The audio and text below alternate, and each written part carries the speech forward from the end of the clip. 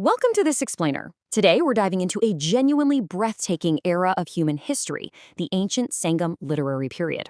We're talking about an era flourishing between 300 BCE and 300 CE in ancient Tamil Nadu. But here's the kicker. This wasn't just a time where human experience was influenced by the natural world. No, it was directly mapped right onto it. So let's jump right into this incredibly vibrant, living cosmos. Imagine this for a second.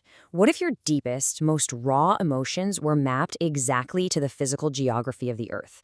It's a pretty mind-bending concept, right? Well, for the ancient Tamils, human emotion, raw nature, and the divine, they were completely inseparable. You literally couldn't talk about a broken heart without talking about a dried-up wilderness. And you absolutely couldn't talk about fierce, passionate love without talking about the mountains. And they documented this connection extensively. The early classical layers of Tamil literature, what we call the Sangam corpus, consists of over 2,300 poems. That's a massive scale. These were penned by nearly 500 different poets, including some absolutely brilliant female bards like Avayar. This huge collection is primarily compiled into two main bodies of work, the 8 anthologies known as Ethu Tokai and the 10 idylls called Patu Patu. Section 1. The duality of life, Akam and Puram. To really make sense of this massive body of work, you have to understand how the ancient Tamils organized human experience. They split it into two contrasting yet perfectly complementary worlds. On one side, we have Akam. This translates to the interior. Think of it as the heart, the self, the household, the earth. Akam poetry is all about intimate, anonymous love. No real names are ever used here. But balancing that out, we have Puram. This is the exterior world. It deals with body surfaces, outsiders, the farthest oceans, statecraft, and valor. Puram poems are very public. They name specific kings, heroes, and actual battlefields. Section 2. The 5 landscapes, also known as tinais. So, diving back into that intimate, interior world of Akam, it's actually divided into 5 distinct ecological and emotional landscapes. Look at how perfectly each tinai matches a physical geography to a specific feeling. You have Kurinji, the mountains, which represents intense premarital love. Then there's Mulai, the forest, symbolizing patient waiting. Marutham is the fertile agricultural fields, dealing with lovers' quarrels. Nathal is the coast, representing pining and anxiety.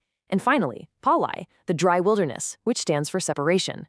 And here's the really cool part. Every single landscape has its own native flora, fauna, and even a presiding deity that matches that exact emotional mood.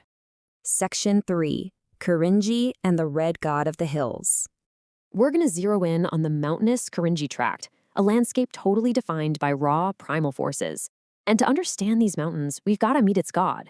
Long before he was integrated into broader Puranic traditions, the ancient Tamils worshipped Murugan in his original form as Ceyon, the brilliant red god. He was the lord of the hills. He embodied Muruku, a word that literally means beauty, fragrance, youth, and vital energy.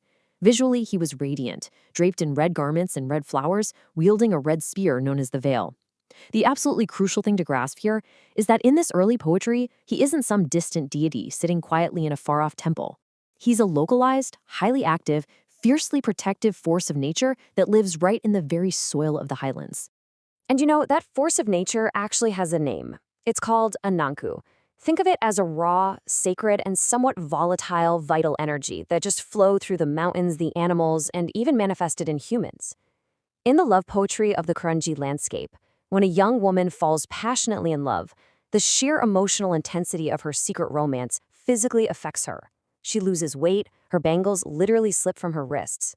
But her family, they have no idea she's in love. They look at her and think she's been struck by Ananku. And that classic misunderstanding leads to the intense Varyatam trance dance. Convinced her daughter is suffering from Murugan's wrath, the mother calls in a priest. He prepares a ceremonial ground with fresh sand, he plants a spear, decorates it with red flame lily flowers, sacrifices a goat, and enters this frenzied, ecstatic trance to diagnose the divine affliction. All the while, he's completely unaware that the real illness is just a secret teenage romance. It's a highly dramatic, honestly pretty bloody ritual meant to appease the wild energy of the mountains, all triggered because a girl has a secret crush. Section 4. The Sovereign Beast. Elephants in Tamil Poetry. So while Murugan represents the divine energy of these mountains, that raw power had a living, breathing manifestation, the elephant. The ancient Tamils revered them so deeply that they possessed an unparalleled vocabulary for them. Kaliru was specifically an aggressive male. Piti was a gentle female, a symbol of maternal care. Vejam denoted a wild tusked elephant crashing through bamboo thickets. They even called it Kaimalai, which poetically translates to a mountain with a hand. They had dozens of distinct words capturing specific behaviors and genders, which just goes to show a profound ecological intimacy with these creatures. And they didn't just name them, they observed them with staggering realism. In one poem inspired by the Purananaru, the deep, moist breathing of a resting elephant is compared to the sizzling, popping sound of mutton being fried in oil. I mean, what a vivid acoustic detail. This really illustrates how Sangam poets favored empirical, first-hand observation over romantic idealization.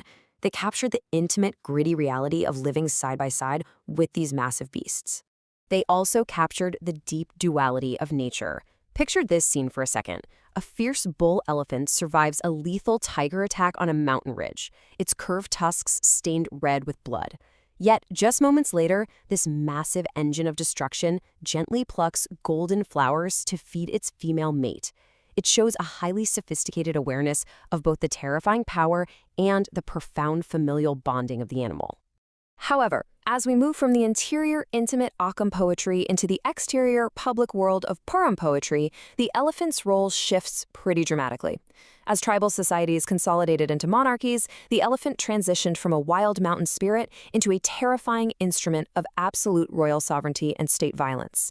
They literally became living weapons, trained to batter down fortresses. The literature even records horrific instances of elephants being used for capital punishment, like King Kilivalvan attempting to execute the children of his rival by having them trampled. These war-crazed, blood-stained elephants were even given as terrifying royal gifts to poets, driving the bards to flee in absolute dread from the very kings they were supposed to be praising. Which brings us to a final thought. If our modern world views nature merely as a resource to be extracted, what can we learn from a civilization where mountains, beasts, and human emotions shared a single, unbreakable soul? The Sangam Tamils didn't just live on the landscape, they lived through it. The rustling bamboo, the ecstatic dance of the priest, the breath of the elephant, they were all expressions of one continuous life force. It's a beautifully complex worldview that still deeply resonates today. Thank you so much for joining me for this explainer, and I really hope it leaves you eager to explore more of our ancient, living cosmos.